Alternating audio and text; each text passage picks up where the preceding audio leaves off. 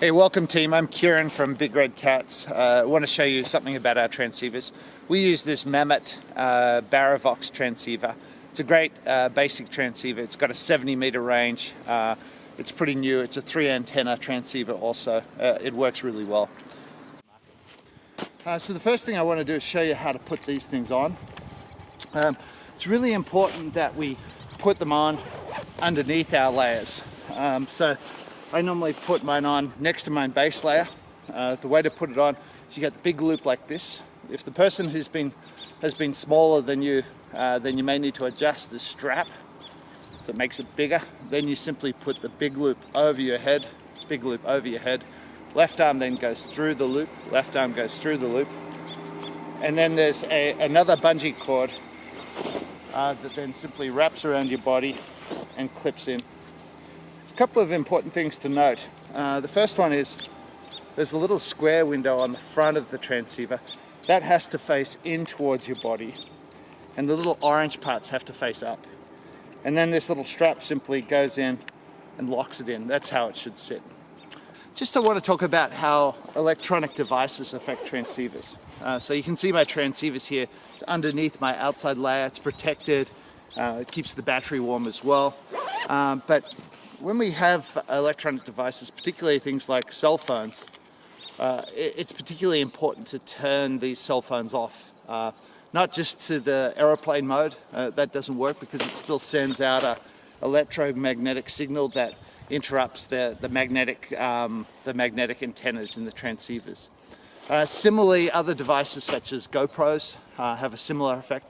They're not as bad, the GoPros, as a phone. They actually send off a weak signal, which makes it easier for me or one of the guides to find you. But if you're trying to find somebody else, it makes it very difficult because you're picking up a weak signal. Some of the other common things that people have are heated socks, heated boots, heated gloves. If we have an emergency, all those things need to be turned off. So I just want to show you how to turn these transceivers on and off. To turn them on and to go into the send mode, you really need to take it out of the harness and get it in your hand. You'll notice at the top of the transceiver there's some buttons. There's this big orange button with a lock symbol, and there's another switch that slides that way. To go to the send mode, you have to press down on this lock button while simultaneously sliding this sliding switch to the middle position. And this is another example of how to turn it onto the send mode. Press down the lock button, slide the switch to the middle position. 10 seconds, you'll notice a little flashing light on the top of the transceiver. That indicates that it's in the send mode. And it means that if you get buried in an avalanche or fall headfirst into a tree well, we're going to be able to find you. So that's really important. The other mode, of course, is the search mode. And we'll ask you to turn to the search mode if we have an emergency. So how do you get into the search mode? The way you do it is you press this big button with the lock symbol on the top. Simultaneously, you have to slide the switch across so this tab sticks out the side. You can see that's out the side. And once you've done that, you'll start to get some numbers and some arrows. This is another example of how to go to the search mode. Press the lock button, slide the main switch to the side so the orange tab sticks out. You can see I'm getting a number of about, 1.7 meters, and I'm getting an arrow. That arrow is actually what we call our landing strip. It's the arrow going in both directions, and you get the noise. As I move further away from the transceiver, you can notice that the numbers are now getting bigger and the sound is getting less intense. So you can see I have this buried one here. It gets really, really noisy when it's close. As it gets further away, the sounds get less intense and the numbers get bigger. Cats, this is the search function in the Baravox transceiver. You can see this number here says 11. That means 11 meters or 10 meters, it keeps changing to. That's in meters, not feet. It's important to keep that in mind. This little U shape with the arrows, that gives you the direction that you should head. That gives you the direction. The direction arrows are not particularly accurate a lot of the time, and the reason for that is it follows these flux lines that come out. And the flux lines that come out of the transceiver kind of look like this. They come out in 3 dimensions like this.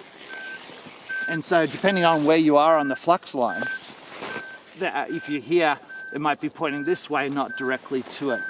So that's an important thing to keep in mind, is that direction arrow is not particularly accurate.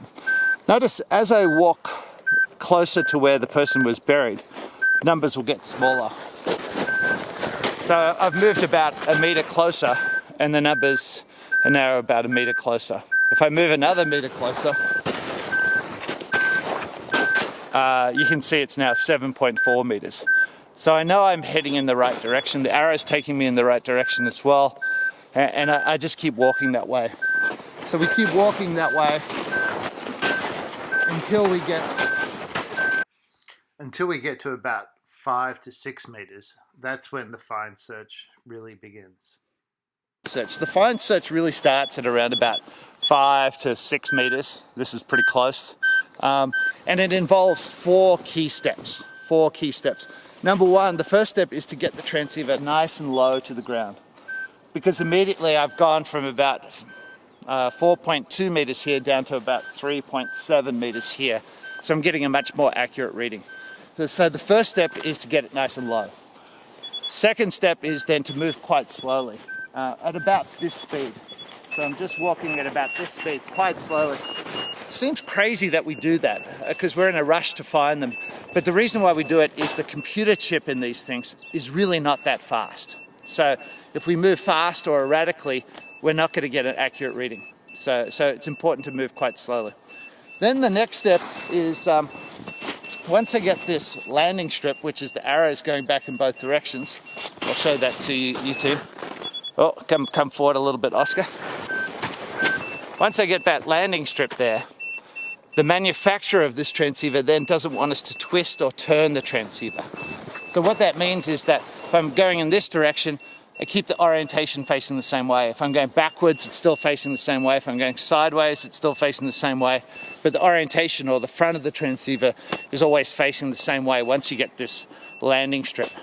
So how that looks, and putting those 3 things together, is once again at 5 meters, we get it nice and low. Number 2, we move slowly. Number 3, once we get that landing strip, we're not twisting or turning, we're just keeping it facing the same way. So it looks like this. The 4th step is to keep going. So I'll read the numbers to you now. 0.9, 0.7, 0.6, 0.5, 0.8, well actually, sorry, 0.5, 0.4, 0.5, 0.6. The numbers are definitely getting bigger here. So I make a big mark in the snow. The reason why I'm doing that is to eliminate this terrain. I know the numbers are getting bigger right here. Therefore, what I want to do is say, okay, I've put a mark here, it can't be out there, I've eliminated that. Therefore, I have a boundary, so I'm not going to go backwards and forwards a bunch of times, I'm just going to stay off this boundary. So the next step then is to go back in the initial direction of search. And I'm reading the numbers, 0.3, 0.3, 0.4, 0.5. The numbers are definitely getting bigger here. So I'm going to mark that again. So then, between these 2 lines, I know the transceiver that's buried, or the person that's buried, has to be between these 2 lines.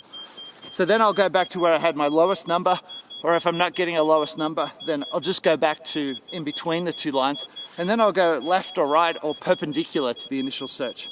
So if I go this way, numbers are getting, it was 0.3 here, and now it's 0.5 right there, so the numbers are getting bigger. I'll make another mark. And now I'll go back in this direction, 0.3, 0.3, 0.2, 0.2, 0.1, 0.3. And you can see what I've done here. Oscar, you can probably show this pretty well, is I've built a box, which is really great.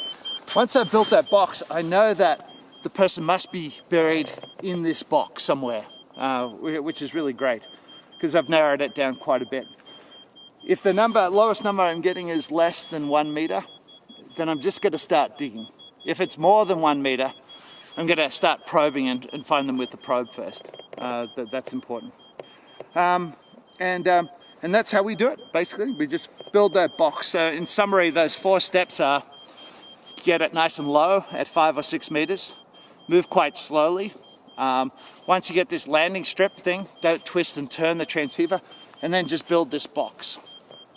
The size of this box is going to vary. If it's a particularly deep burial, let's say if somebody was buried down 2 meters, this box will probably be about twice the size. Maybe not quite, but somewhere around about that.